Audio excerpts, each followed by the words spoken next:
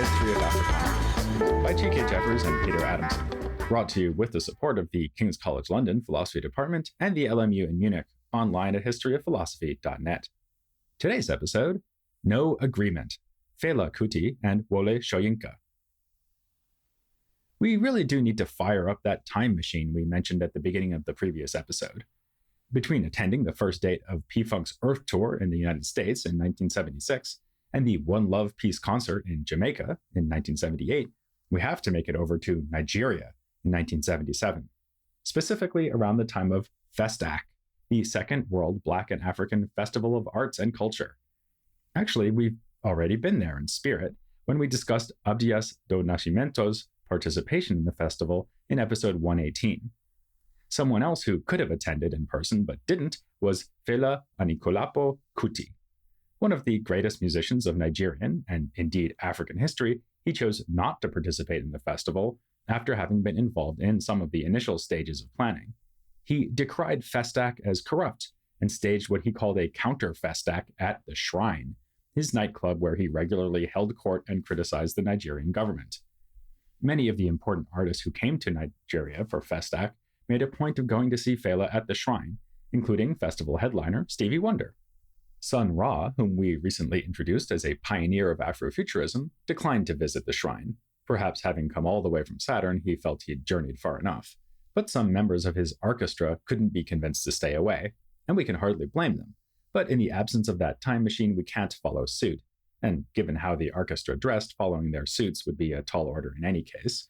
So we'll have to settle for exploring how Fela used his voice as a musical artist to critically reflect on post-colonial African politics from the 1970s until his death just before the end of the century in 1997.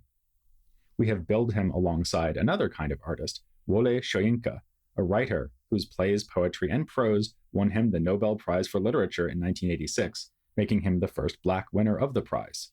Soyinka's writings also critically reflect on post-colonial African politics. It also just so happens that he and Fela were cousins, and not distant cousins either, but close enough to have spent some time together during their youth. Now, just as we have mentioned Festac before, this is not our first reference to Soyinka. We began our episode on Leopold Senghor's with Soyinka's famous critical quip regarding negritude: "A tiger does not proclaim its tigritude, he pounces." There is some irony then in the fact that it was Soyinka who convinced Senghor not to pull the Senegalese delegation out of Festac. The 1977 festival in Nigeria was a follow-up to Senghor's brainchild, the World Festival of Negro Arts, which was held in Dakar in 1966. Disagreements between Senghor and the Nigerian government over whether Arab delegations from North Africa should be mere observers, as Senghor thought appropriate, or full participants, as the Nigerian government decided, led to a threat of boycott by Senegal. In his memoir, You Must Set Forth at Dawn, Soyinka recounts that his successful attempt to change Senghor's mind saved the festival from collapse. He also notes, though, that he himself withdrew from the festival.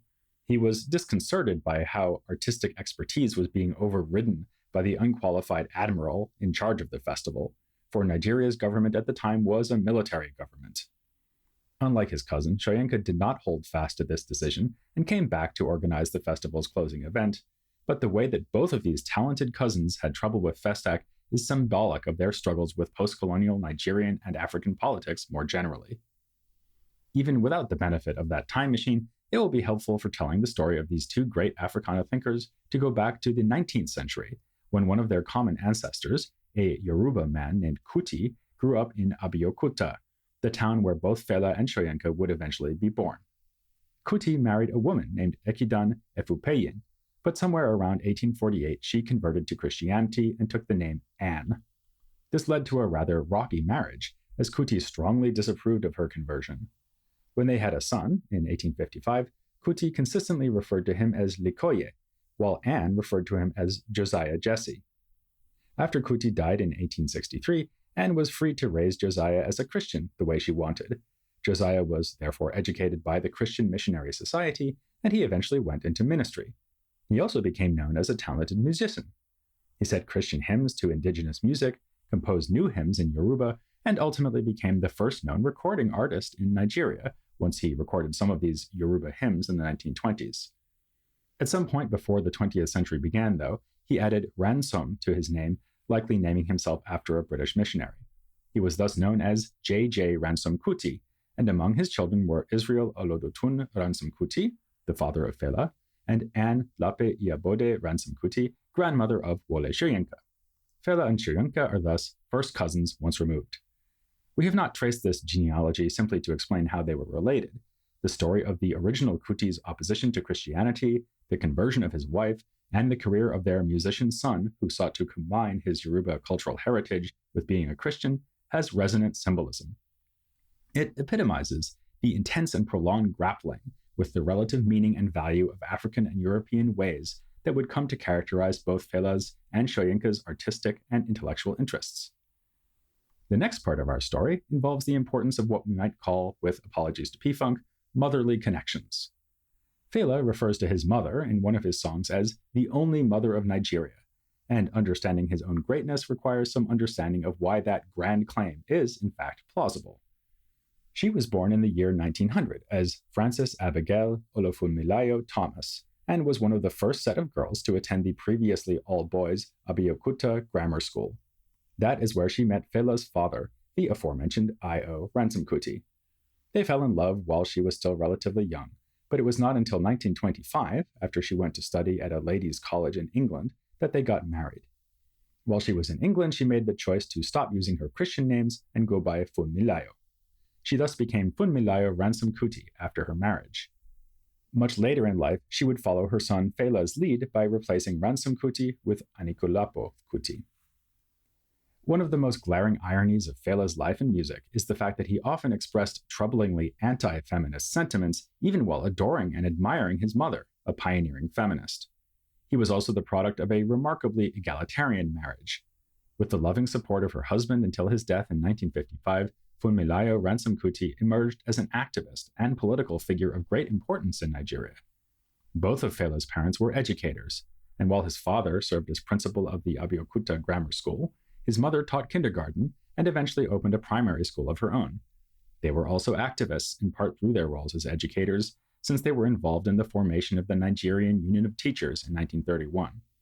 The organization's first president was Reverend Ransom Kuti, as Fela's father was known, given that he followed his own father in becoming an Anglican minister.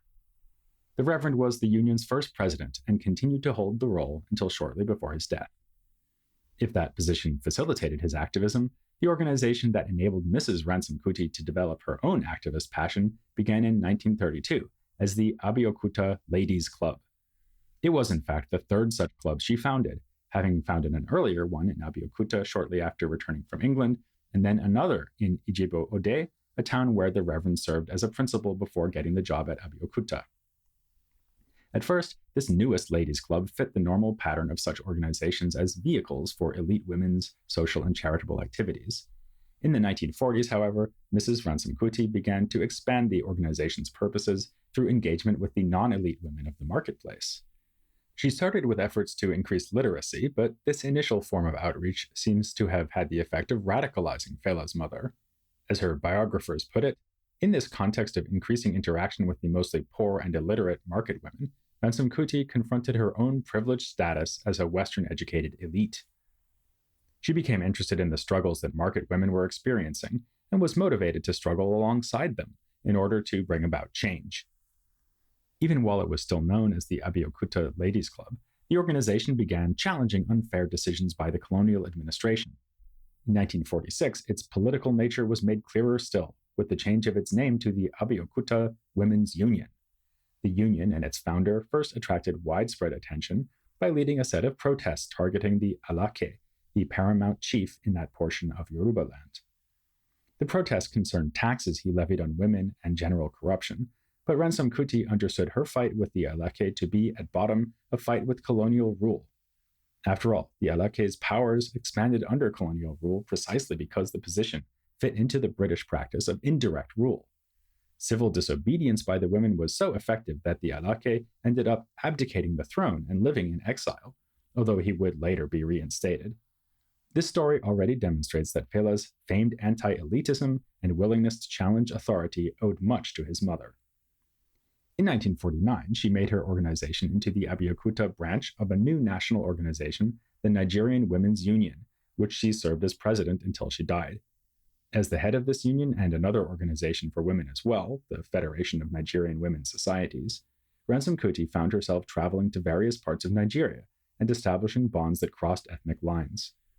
She argued consistently and prominently for women's right to vote, and was herself involved with Nnamdi Azikiwe's party, the NCNC, from the time of its founding. We discussed Azikiwe and this party in episode 103 of this podcast.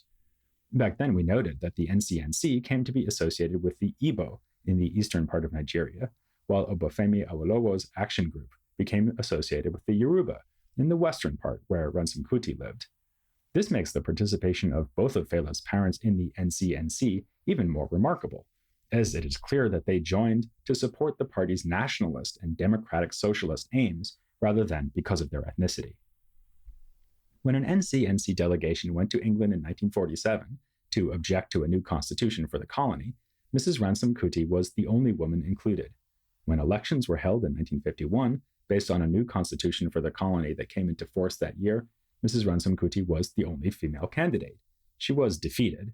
When she didn't receive the NC nomination in 1954 and again in 1959, she ran as an independent, and in 1959, she was taken to have hurt the NCNC by splitting the vote. This ended her relationship with the party, which had long been tense as she was critical of Azikiwe's leadership. She tried to create her own party, although that was short-lived. Despite these electoral frustrations, she was politically active, not just on the Nigerian scene, but in West Africa more generally. She was a friend of Kwame Nkrumah, and Fela never forgot the time that she introduced him to this Pan-Africanist hero. She has been credited with playing a role in the founding of the Ghana women's movement, and also maintained a connection to the Sierra Leone women's movement. On a more global level, she worked enthusiastically with the Women's International Democratic Federation, a left-wing feminist organization founded in Paris. In the context of the Cold War, her work for this organization got her into trouble at home, as the WIDF was widely seen as a communist front. She was denied a passport by Prime Minister Tafawa Balewa, and in a letter of protest sent to various authorities, she linked this persecution not simply to red baiting, but to her incessant demand that the women of Nigeria's north, from which Balewa hailed, should get the vote, something that didn't happen until 1977. While she was not herself a communist, it is true that one of her most notable writings was published in The Daily Worker, the newspaper of the Communist Party of Great Britain. Published while she was in England with the NCNC delegation, it argued that British colonialism eroded women's power and influence in Nigeria, something that historians have since documented more fully. We've spent considerable time introducing Fela's mother, given that her importance has often been insufficiently recognized. In a 1981 memoir entitled Ake, The Years of Childhood, Soyinka did his part to change that. Speaking of the group, as he calls the local ladies' club, that eventually evolved into the Nigerian Women's Union, he recalls marveling at how an organization that began over cups of tea and sandwiches to resolve the problem of newlyweds who lacked the necessary social graces was becoming popular and nationwide, and tangled up in the move to put an end to the rule of white men in the country. But of course, looming even larger than Mrs. Ransom Kuti in the book is the woman he calls Wild Christian, his own mother, Grace Eniola Soyinka, the niece of Reverend Ransom Kuti. She participated in the group, and we even find a depiction of her prevailing upon the Alake to do the right thing with regard to the taxes on women. Her very Christian and yet still syncretic religiosity is also an important theme of the book, as exemplified by her belief that J.J. Ransom Kuti, her grandfather, and her brother were able to interact authoritatively with spirits of the kind that populate traditional Yoruba cosmologies because of their deep faith. Though Soyinka is the great-grandson of J.J., while Fela was simply a grandson, Soyinka was born first in 1934. After attending the Abeokuta Grammar School, he went to secondary school in Ibadan, where he then stayed to study at the University of Ibadan. From there, he ventured outside Nigeria, studying at the University of Leeds and moving after that to London. There, he began to blossom in what arguably remains his best-known vocation, playwriting. 2 plays of his had been staged in England by the time he returned home to Nigeria in 1960, the year the country gained its independence. Indeed, his grand emergence as an African artist in Africa came with the staging of his play, A Dance of the Forests, on the date of independence, October 1st, 1960, as part of the new nation's official celebration. we can take a moment to admire Soyinka's sheer ambition as an artist. He directed the elaborate production and acted in it as well. The play attests to his boldness as a social critic, relating together the spirit world and humans, as well as incarnations of humans in different times. The plot is too complicated for us to summarize here, but its prominent themes may be said to be the inglorious destructiveness of humans throughout time and the continued weight of past wrongs on the present. It's as if Soyinka chose this occasion of Nigeria's independence to dampen rather than incite optimism, and it is especially interesting to consider the significance, from a Pan-Africanist perspective, of the play's references to the legacy of the slave trade. The 1960s was a productive time for Soyinka, who founded a theater company, wrote a number of plays, including one for television, took up academic positions at various Nigerian universities, and completed his first novel, The Interpreters. It is yet another of his works that can be described as difficult, though it doesn't combine distant times and planes of existence, like A Dance of the Forests. Its seemingly more simple subject is a set of 5 friends, educated young men in the newly independent Nigeria. What makes it difficult is the plot, or the lack thereof, as it might be fair to say, since there is certainly no linear one. According to one literary critic, though, this is appropriate given the novel's themes. A certain confusion of effect is necessary to Soyinka's purpose, for he wishes to present us with a group of young men and women who are still in the process of clarifying their own identities. This way of reframing the book's complex structure could be extended to the nation as well. That is, the set of friends may stand for a nation still in the process of clarifying its identity. The Interpreters was published in 1965, as was one of his best-known plays, Kongi's Harvest, which treats that familiar theme of post-colonial African politics, the dictatorial president. It was staged the following year at the World Festival of Negro Arts in Dakar. If the mid-60s was thus a time of achievement, the late 60s was a difficult and trying time for Soyinka, and indeed for all Nigerians. This is the time of the Nigerian Civil War, during which Nigeria fought the secession of Biafra, a large chunk of eastern Nigeria and thus an Igbo-dominated territory. It was a devastating war, and Soyinka spent much of it in solitary confinement, imprisoned for his efforts to promote peace. His cousin Fela, on the other hand, was not yet the sophisticated political thinker and activist in song that he would later become. The song he recorded in Los Angeles during the war, Viva Nigeria, captures a simpler and apparently more opportunistic version of himself. We learn from Michael Veal's biography and study of Fela's music that the idea behind the song was to look like a team player with the government. The song was in favor of peace, but in a way that shone the best light on the government side of the conflict, so as to increase the chances of gaining financial support from said government. Fela certainly came to look back on the song with different eyes. He later expressed sympathy with the Biafran side of the war, condemning the oppression of Igbos and scorning the government's message of keeping Nigeria united. To keep Nigeria one, does it mean that innocent Nigerian women, children, and other innocent people must die? Do we have one Nigeria today? Let us rewind, though, and reintroduce the man who was, even at the time that he recorded Viva Nigeria, very much on the verge of becoming someone that nobody could ever again see as a tool of the Nigerian government. Fela was born in 1938 and was the third of the 4 Ransom Kuti children. His 3 siblings all successfully pursued careers in the medical field. They were in fact all already in England studying, including his younger brother Beko, when Fela managed to convince his mother that what he should go to pursue in England was music. Fela therefore studied at the Trinity College of Music in London. This was in the late 1950s when Soyinka too was in London, hence the fascinating tale of them sharing an apartment there for some time in 1958. Take note, any filmmakers or playwrights out there who may be looking for a new subject. They performed together as well, with Fela providing musical accompaniment on trumpet, while Soyinka recited some of his poetry. Fela returned to Nigeria in 1963 and eventually formed Kula Lobitos, a band with whom he played a unique blend of highlife and jazz. Highlife was a popular style of music originating in Ghana. According to Michael Veal, Fela's blend of that West African style with jazz involved a number of other diasporic musical influences as well. Veal counts 3 phases of musical evolution, from 1965 to 1969, the first being the initial combination of highlife and jazz, the second most prominently involving Afro-Latin influence, especially Cuban salsa, and the third involving the prominent incorporation of R&B influences, including James Brown. It is while on tour in Ghana in 1968 that Fela chose a new name for his unique Pan-African creation, Afrobeat. Obviously, this combination of musical traditions from across the Africana world is relevant for us, but Afrobeat acquired its name before being definitively infused with a newly radical spirit, one that would set Fela apart as one of the most passionately political artists in the history of recorded music.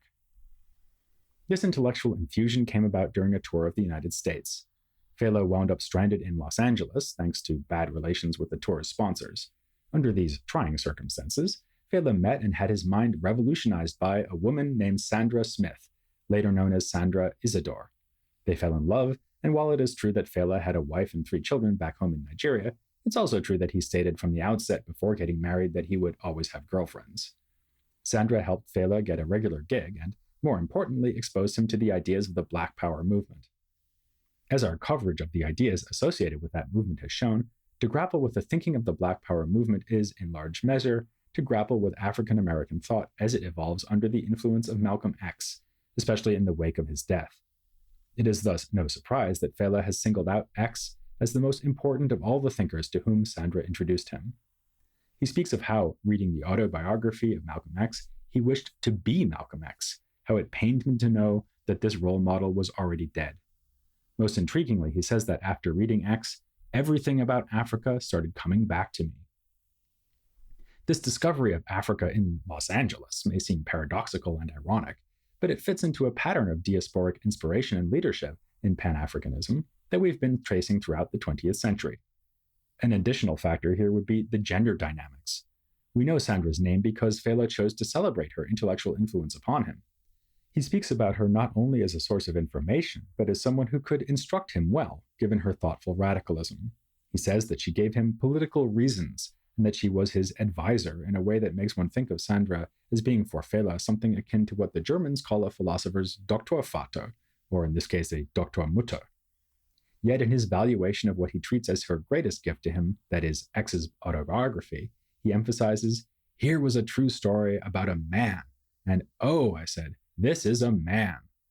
Indeed, he reacts to hearing Sandra's story of assaulting a police officer and going to jail for it by thinking to himself, how can a woman do that and a man can't do it? A man like me. Fela thus was on a quest to establish a kind of strong Black manhood, even while he was learning from a woman whom he recognized as a kind of authority.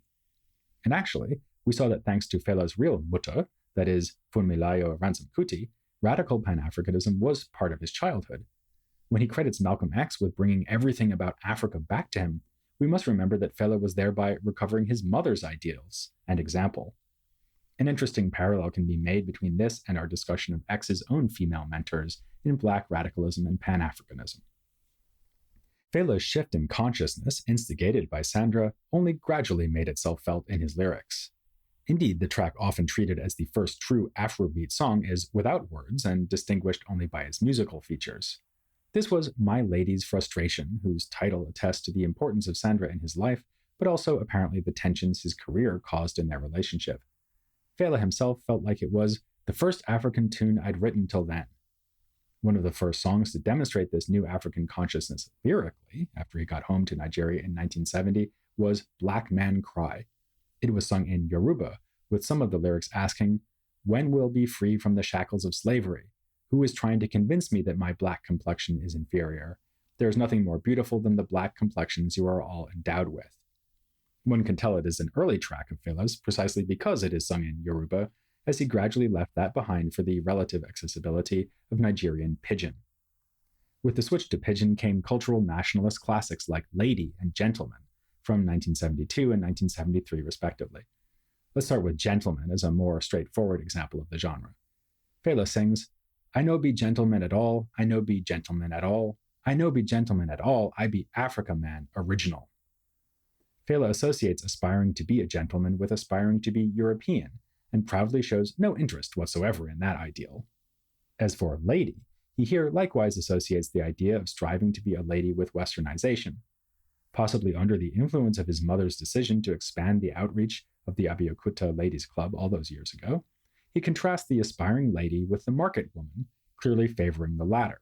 But it is unclear what he's intending to describe in lady. The problem of women being invested in a class hierarchy that would set them apart as ladies rather than market women? Or is his true target what he takes to be the malign influence of Western feminism on some African women? Could it be both? Another dimension of his cultural nationalism was a very critical position on Christianity and Islam as religions of foreign origin. This is best captured in his song Shuffering and Schmeiling, which calls out religious leaders who live well off their flock, while the people who follow them suffer. Suffer, suffer for world and joy for heaven, he says, summing up the message he perceives in both of the proselytizing Abrahamic faiths. Fela, meanwhile, developed his own unique and Pan-Africanist take on traditional Yoruba or West African religion. The shrine featured, well, a shrine, where he kept a bust of Nkrumah and photographs of such heroes as Patrice Lumumba and Malcolm X. He regularly poured libations to these figures. To explore his cultural nationalism is one thing, though. Fela and his band, now called the Africa 70 rather than Kula Lobitos, was also becoming political in the sense of challenging the government, rather than seeking its favor.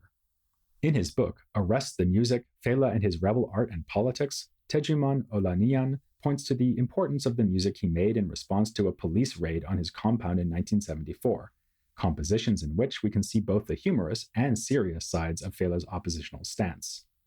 One way he flaunted his lack of concern for middle-class respectability, despite his elite background, was his love of cannabis. In addition to the charge that underage girls were hanging out at the compound, the police pretext for their April 1974 raid was hemp peddling. At a certain point, unable to find weed on the premises, there was an attempt by the police to plant the evidence, but Fela grabbed it and swallowed it. The police determined to use Fela's excrement as evidence against him, leading to his song, Expensive Shit. Normal people and even animals would stay away from feces, but these tyrannical cops are different, a shameful aberration in the general order of things. The song Alagbon Close is less humorous and, at least as Olaniyan sees it, much more philosophical. We can indeed relate it to the conception of justice explored in Plato's Republic, according to which justice is doing one's part in a well-ordered structure. Describing different professions, Fela and his chorus of singers sing, "Never mind, I do my part, I be human being like you." Then after describing abuses of power at the Alagbon Police Department and jail, the song's final repeated refrain is, "Uniform na cloth, na tailor de soam," meaning that the uniforms worn by the police are made of cloth like any other clothing, they're not magic. Indeed, it's only possible to wear the uniform thanks to someone else, namely a tailor, doing their part rather than abusing their power. This kind of cutting authority down to size became a specialty of Fela's. Predictably, this led to further conflict with the authorities. His song Kalakuta Show dramatically relates a vicious police invasion of Fela's compound in November of 1974. Fela referred to this compound as the Kalakuta Republic, thus treating it as a sovereign territory from which he could powerfully contest the Nigerian state. The attack described in that song was distinguished by the police's usage of tear gas and axes, yet it was next to nothing in comparison to another attack on Kalakuta in 1977, not long after the closing of Festac. We began this episode contemplating the fun of seeing Fela at the shrine during his counter Festac, but what happened in the wake of his expression of an anti-governmental stance during that international event was nothing like fun and everything like horrid and traumatic. It is thought to have been in significant part an act of payback for the song Zombie, in particular, one of his biggest hits yet. Fela satirized the mindlessness of the military, and thus also the military government, by comparing them to the undead that can be controlled by a zombie master. It's estimated that around 1,000 soldiers descended on Kalakuta on February 18, 1977. There was brutality and rape, and flames that burned down the compound once and for all. The woman we have treated as an unheralded star, Funmilayo Anikulapo Kuti, as she was known by then, was thrown in her old age from a window which broke her hip. It was over a year later, in April of 1978, that she died, but Fela very reasonably linked her death with the fact that she never quite recovered from the incident in 1977.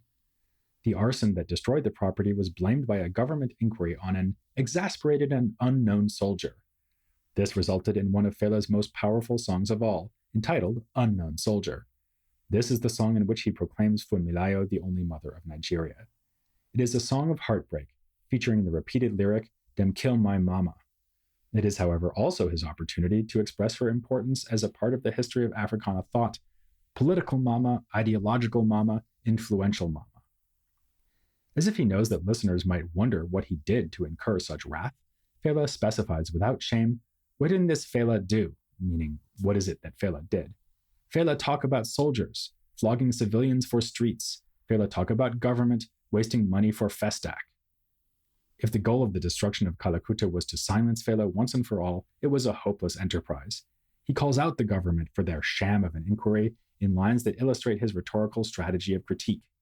These equate both the fire that was set to destroy Kalakuta and the absurd excuse of blaming an unknown soldier for the atrocity as instruments of magic. Them bring flame, Fela sings, them bring hat, them conjure, them bring rabbit. He goes on to use the phrase unknown soldier as the basis for a more general political critique. We get unknown police, we get unknown soldier, we get unknown civilian, all is equal to unknown government. The government's subterfuge is here turned back upon itself. An unjust government is an unknowable government, a government that you can't trust. Unknown Soldier is surely a testament to Fela's bravery, something he attributed in another song to Nkrumah's philosophical influence, quoting the Ghanaian leader as having proclaimed, "The secret of life is to have no fear."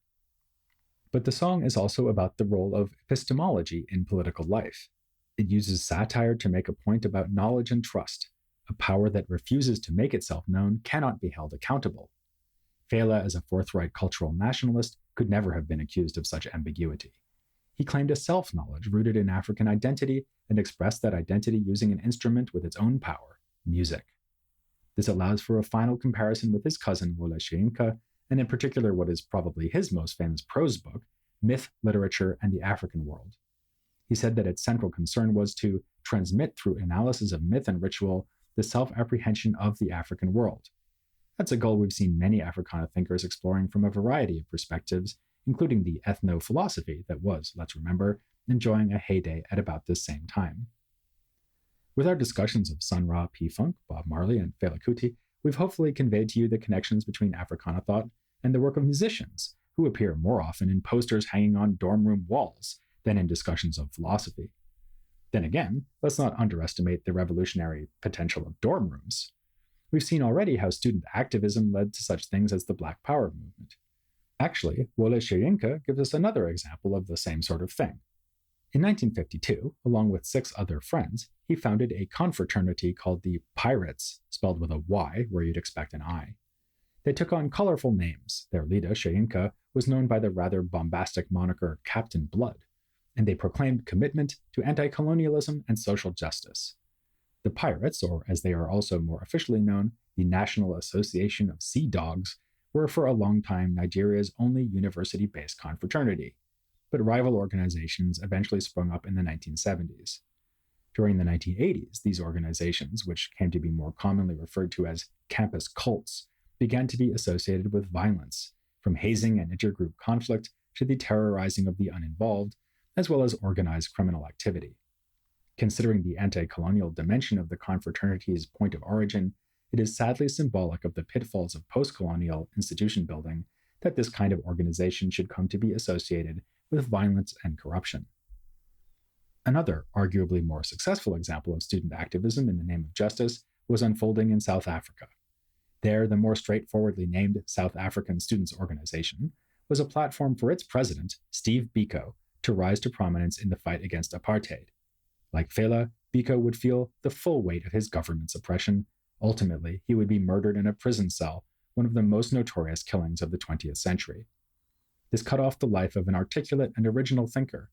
He wove the existentialism of Sartre and Frantz Fanon and the reconception of Christianity known as Black theology to formulate an ethos he called Black consciousness. And that's what we'll cover next time on a series that, despite having featured Fela Kuti, cannot be beat: the history of Africana philosophy.